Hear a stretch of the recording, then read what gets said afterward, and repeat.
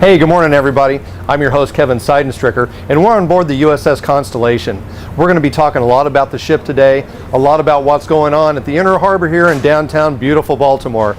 So please don't go away. I'm going to have Brian Auer on here, an expert here, for all of the attractions here down on the water. And we're going to have a lot of great information on for you. So don't go away and we'll be right back.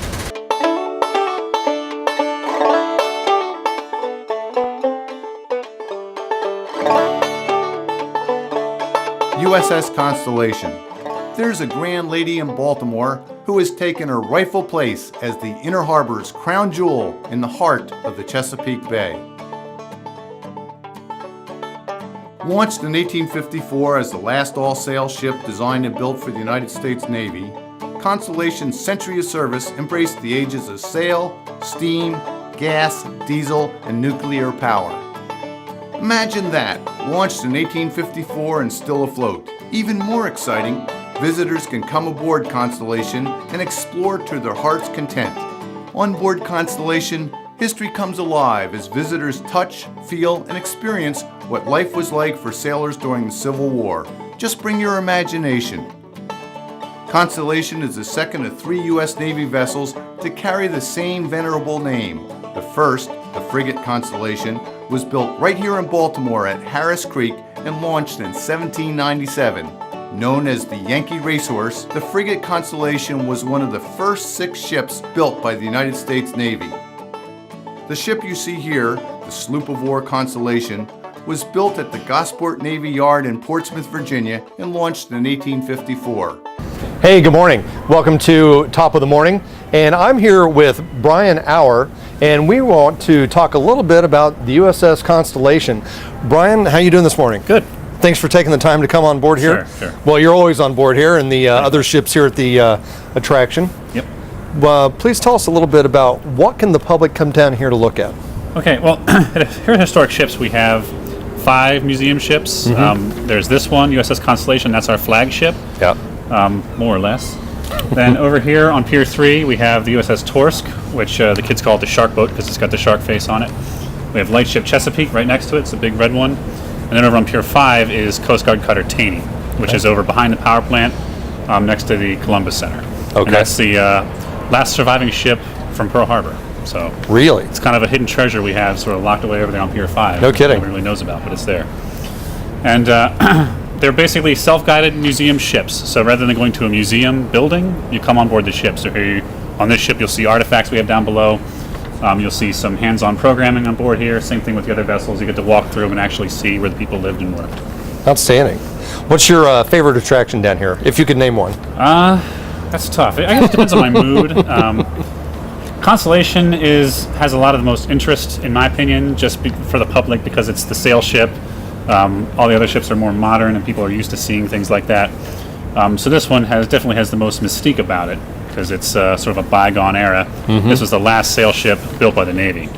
And so it's kind of a preserved relic of a bygone era. So it's pretty interesting. We have a lot of hands-on programming here just due to the nature of the ship itself. Each task that would be done requires a team effort. So we have lots of things that people can work with, and we can use the public to help weigh anchor, run out the guns, fire the guns, turn the sails, and actually sail the ship.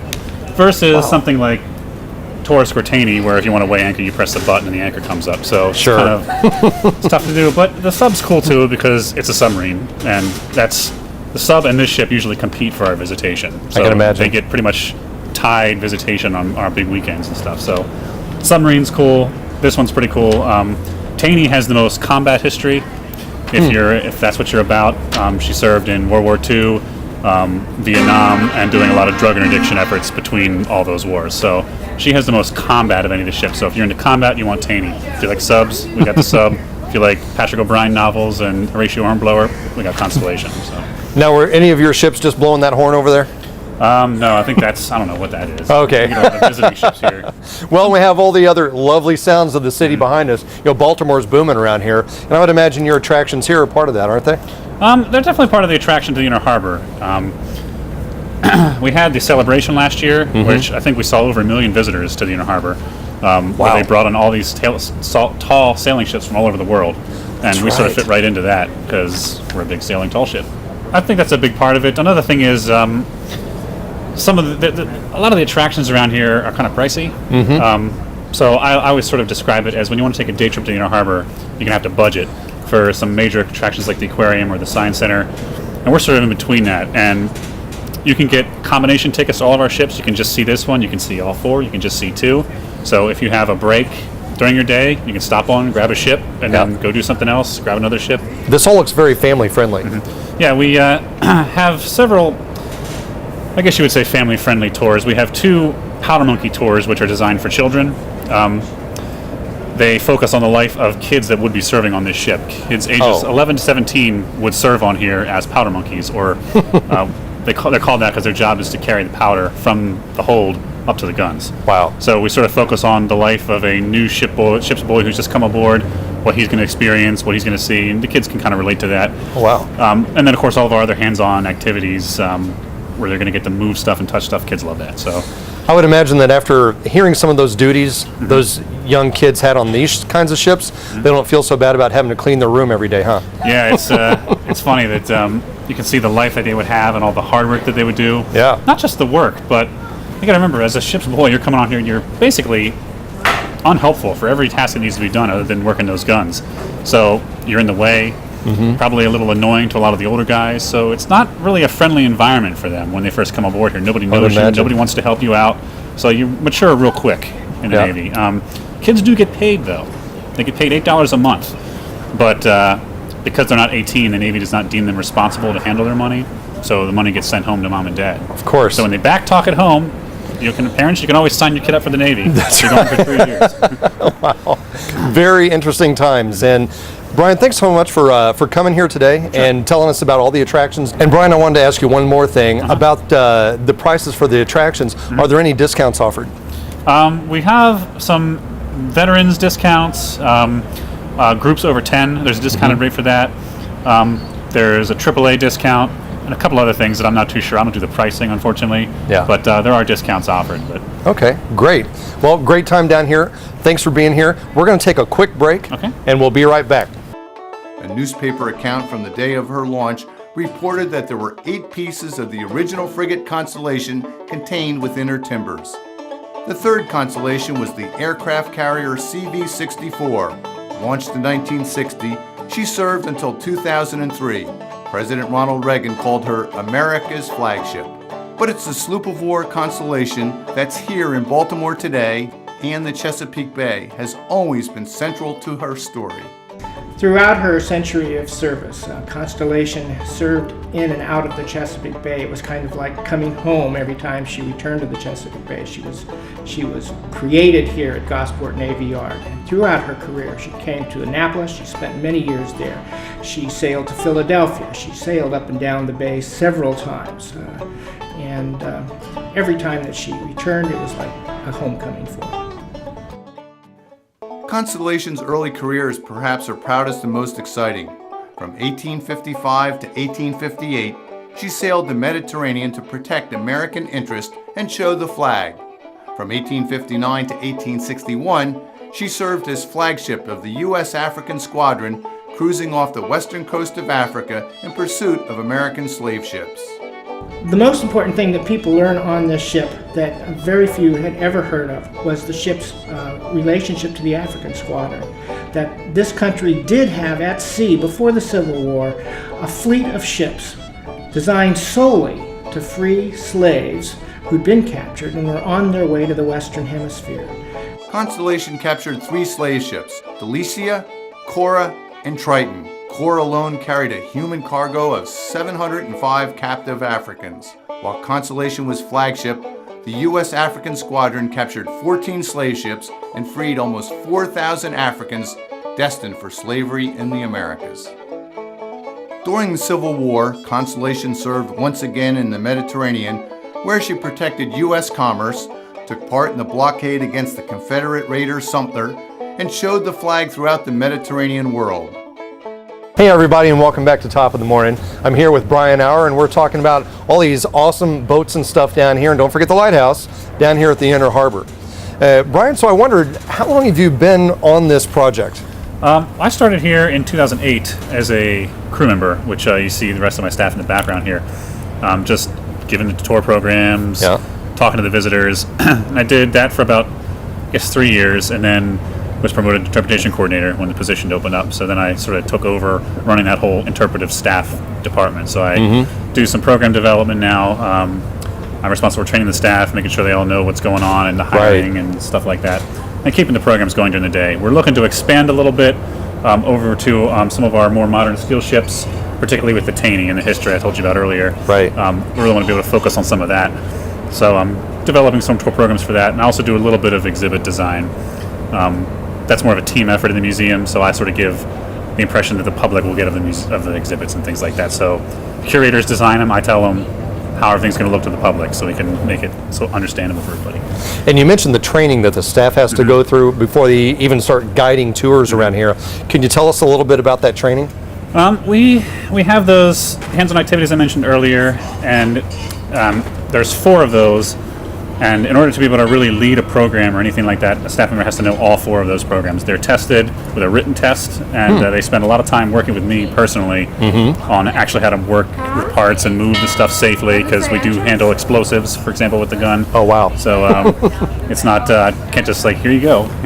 Yeah. So I do a lot of training myself hands-on with them, and it kind of helps me because it keeps me up on everything and helps me see where things can be improved, or when things start to wrong information is given out, I can correct it. And sure.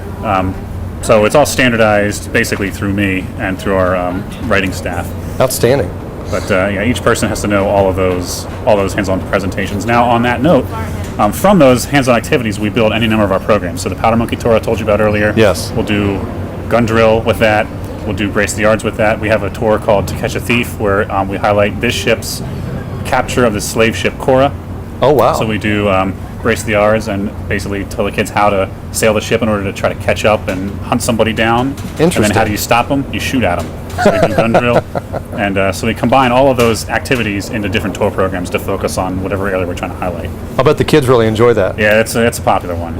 And Brian, I see some of your staff walking around, or the tourists walking around with headsets. Yeah, that's our acoustic guide audio tour that we have of the ship. If you look around to the ship, you'll see these number placards. They're different audio stations. So when you come aboard, free with your admission ticket is one of these audio guide handsets. And it's basically like having a tour guide with you. I mentioned earlier that all the ships are self-guided.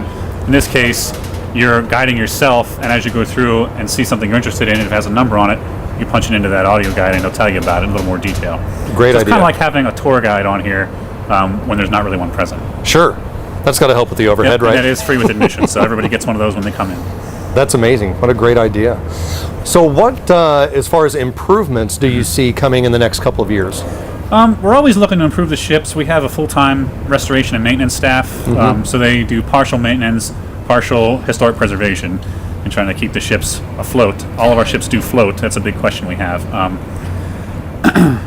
So in terms of programming, we're always looking to add new things. We just added a new activity over on Coast Guard Cutter Taney, which involves plane spotting. That ship was attacked several times by kamikazes during its stay in the Pacific during World War II. And it obviously survived. It did survive, wow. Thank God. And so we found a World War II Aircraft Spotter's Handbook, and which is what people in this country would use to train themselves to identify friendly or enemy aircraft.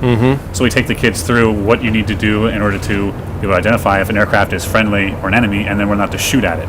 Because if it's coming at you, you don't know if it's going to start shooting at you or what. So we sort of took that and added that into the Taney tour program. I'm also looking to add a behind-the-scenes engine room tour over there. Our engine room is currently off of the tour route. Visitors don't get to see that. They can look into it, but everybody wants to go into the engine room. Of course. So, it's the heart of the ship, right? Exactly. And I'm looking to open that up hopefully by next spring. That's exciting. For tours. And then other exhibits we're adding. We just finished work on a new exhibit on our lighthouse on navigational tools. Oh, wow. So lighthouse itself is an aid to navigation. Of course. But you can't just use a lighthouse. You have to have instruments like a parallel rule, an azimuth circle, spyglass, a sextant, statinometer, if you know what those are. Very technical. If you don't know what those are, visit the lighthouse. You'll see the new exhibit on that. Great. Well, we're going to take a quick break, Brian, and we'll be right back. Don't go away. 1865 saw the end of Constellation's active sea service. From 1871 to 1893, home once again in the Chesapeake Bay, Constellation served as the practice ship for the midshipmen at the United States Naval Academy, where she earned the nickname the Cradle of Admirals. Constellation's cruising grounds stretched from Annapolis northward to Newport, Rhode Island, as the ship provided the future leaders of the United States Navy their summers of sail training at sea. In 1878, Constellation, along with the USS Constitution, sailed to Le Havre, France, carrying American exhibits for display at the Paris exhibition.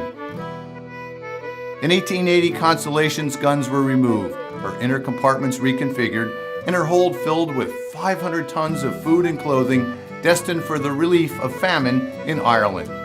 She departed from New York on March 30th and arrived in Queenstown, Ireland 3 weeks later. English and Irish dignitaries, including the Duke of Edinburgh himself, celebrated Constellation's mission of mercy. In 1892, Constellation made her last transatlantic voyage, carrying priceless works of art from Italy and France to America for display at the 1893 Chicago World's Fair. Constellation took her final cruise the next summer. As her crew of midshipmen disembarked, Constellation's sailing career was at an end. Although the age of sail had passed away, Constellation remained active, and from 1894 to 1933, she served as a stationary training ship at the U.S. Naval Training Center in Newport, Rhode Island. And it was there in Newport that Constellation saw her last official naval service as the relief flagship for the U.S. Navy's Atlantic Fleet and Battleship Squadron 5 during the Second World War. Almost 100 years old, USS Constellation was still serving her country. In 1955, Constellation returned home to the Chesapeake Bay, this time for permanent display in Baltimore. Constellation was kept afloat until 1994, when she was closed to the public. A critical restoration completed in 1999 ensured that the USS Constellation would remain open to visitors, and improvements to the ship continue today. Constellation is constantly changing. If you came on board a year ago, you'll see something new today. If you come on a year from now, you'll see something new then. We're constantly working to improve the ship. Constellation's restoration has helped keep Chesapeake Bay maritime trades and traditions alive. Today, Constellation is the largest example of Chesapeake Bay shipbuilding in existence. Hey everybody, welcome back to Top of the Morning. I'm sitting here with Brian Auer, and we're going to wrap up in a little bit. But first I wanted to ask you, Brian, what's your favorite thing about Baltimore? Well, I was born and raised in Baltimore. I'm from Towson originally, which is right outside the city. It's where Elaine from Seinfeld was from, if anyone's familiar with that. Very. So I've been around the city my whole life. And I guess one thing I really kind of find interesting about it is it's a city of little-known facts. And what I mean by that is, for example, when you talk about the Civil War, which this ship was in the Civil War, people think of First Manassas or First Bull Run was the first battle of the Civil War. That's right. The first casualties were actually here in Baltimore. Really? Right here on Pratt Street, right behind me. No kidding. When the Union troops came marching through town on their way to that battle, they were attacked by the citizens of the city who actually wanted to secede. Wow. And across the way there is Federal Hill. A lot of people mistake that for Fort McHenry because we got the Star Spangled Banner flying. Right. But that is actually a fortification that was put up there after that riot happened to say to the city, listen, no more of that or else we're going to blow you away. So Maryland never did secede from the Union. We also have Edgar Allan Poe buried right up here. People No don't kidding. realize that. Yep. Wow. John Wilkes Booth is buried in Greenmount Cemetery. So there's a lot of little unknown things that when you really stay here for a while and get to know the city, you'll find out things like that. Right here, this ship, the predecessor to this one, the frigate Constellation, was built right down the river here at Harris Creek. So the reason Constellation is here is because they thought this was the frigate when they first brought it out of commission. That's funny. So it's that was one of the famous ships from the War of 1812 era, and of course Baltimore has a big 1812 association. Absolutely. So it's just it's kind of all about Fort McHenry and the War of 1812, particularly now with the bicentennial. But there's a lot more little unknown stuff people wouldn't realize puts Baltimore on the map. Yeah, no kidding. What do you think about all the construction, which we can hear a little bit of going on around down here? Is that going to help with your visitors around here, you think? I think it will. They're starting to build up more residential base, which I think any city needs. Baltimore is much of a commuter town, so people are either coming in or going out to work. A lot of the construction over here in Harbor East is relatively recent. and we got some high-end stores and things like that over there, and getting a nice, a good crowd of people that are looking to something to do. A lot of families, of course, which helps us. Yeah. Well, you've done a great job with all the attractions here. It's really interesting. You see yourself staying on here for a while and helping with some of the improvements? I think so. I'd like to be part of all the improvements. It really makes you feel like you've accomplished something, and when you're attached to history like I am, it can really, it's a special place for you in your heart, I think. Yeah, kind of inspirational, I would imagine. And your staff here, they're pretty inspired by the whole thing, I would say they are, yeah. This is something you have to want to do, right? It is. It takes a certain kind of person, a certain level of interest. Anyone can do it. It's not so much skill as it is the heart. I can teach anybody to do it, but I can't teach anybody to love it. So right on, right on. So I can tell you really love this, and it shows. Thanks so much for being here. Sure. And is there any parting thoughts you have about the attractions or the city as a whole? Just upcoming events we have. We're participating in the Baltimore Free Fall program. So every Wednesday in October we'll be offering a free program at the museum. So visit our website and you'll see some information about that. Also on the 19th we have our annual Constellation Cup Regatta, which is a boat race that's held here right in the bay. Outstanding. And takes the ship's namesake on the name of the race.